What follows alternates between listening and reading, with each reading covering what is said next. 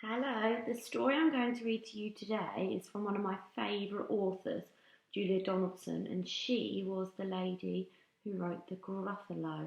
This is one of her new storybooks. It's called The Smeds and the Smoos. Now, the Smeds and the Smoos do not get on, so I wonder what will happen when two different aliens fall in love. By Lubla Lake on a far-off planet, there lived a young Smed, and her name was Janet. Not far away, on a humpty hill, there lived a young Smoo by the name of Bill. Janet, like all Smeds, was red, and this is what her grandfather said. Never ever play with the Smoos. They sleep in holes, they wear strange shoes. They jump about like kangaroos. Never ever play with the Smoo.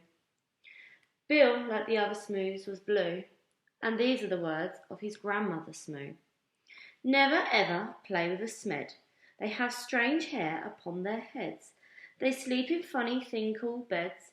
Never ever play with a Smed. The Smeds on the lake like nothing better than splashing about and getting wetter and wetter. But Janet grew bored with this watery play, and early one morning she tiptoed away. The Smoos jumped about on their humpty hill. They bounced up and down and never stood still. But Bill was beginning to think this is boring. So early one morning he set off exploring. Janet met Bill in the Whippler Wood, where the truckles grew tall and the glompons smelled good. The two rubbed antennae and played all day long. She told him a story, he sang her a song. Then they climbed to the top of the Jerryberry coot and nibbled its juicy jelly fruit.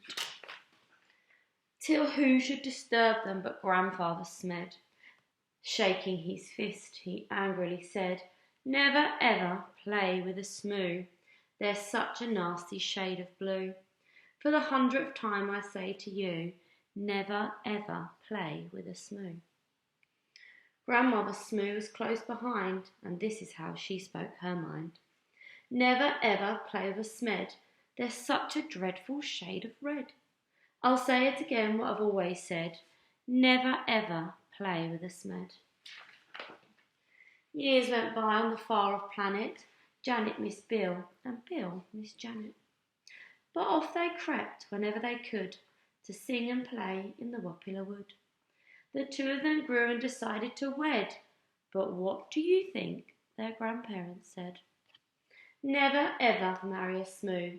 They're a beastly bunch, they're a crazy crew. They drink black tea, they eat green stew.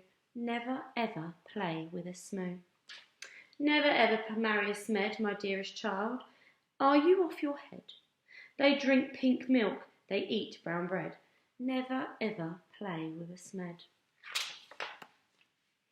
Janet and Bill stole out that night while their family slept and the schooner shone bright.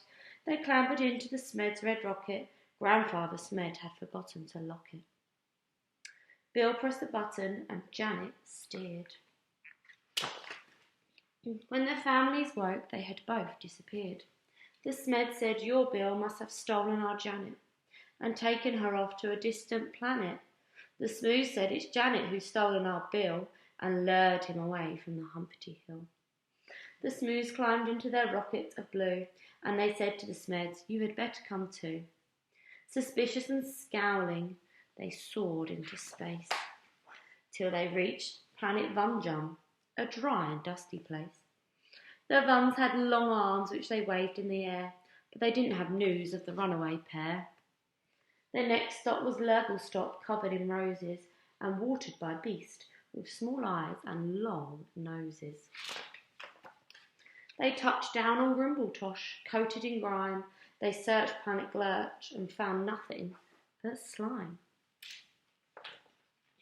One morning the Smoos found they'd run out of tea, so the Smed shared their milk, which was as pink as can be. Then Grandfather Smed said, My hair needs a trim, and Grandmother Smoo kindly cut it for him. They landed on Sloop, where the Sloopies wore kilts. They flew to Claboo, where the Clabs walked on stilts. They searched all year long, but they searched longer still. But they didn't find Janet, and they didn't find Bill. Also, alas, said the Smoos, and the Smed said, alack, we have failed in our quest, we had better turn back. So they turned and flew home to their very own planet, and down below them they saw Bill and Janet. Their rocket touched down and they ran into the wood, where the truckles grew tall and the glompoms smelled good, and there in a glade by the rocket of red were the runaway Smoo and the runaway Smed. They'd got lost and flown home again, only to find that all of the others had left them behind. There was joy, jam and jumping. Then Janet said, maybe you'd like to make friends with our dear little baby. A baby? A red one? A blue one?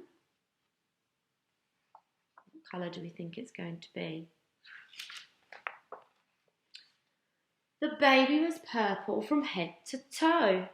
They all hugged the Smoosmed, their new baby brother, and Grandpa and Gran even hugged one another. They laughed and they splashed and they danced with delight, and they played with that baby from morning till night. They made him a rattle, they made him a flute, they fed him the fruit of the Jerry Berry coot.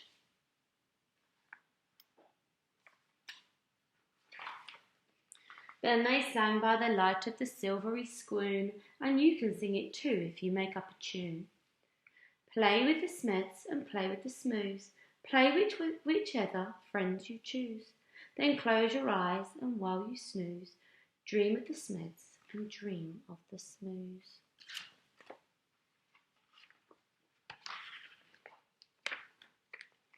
Thank you for listening. See you soon.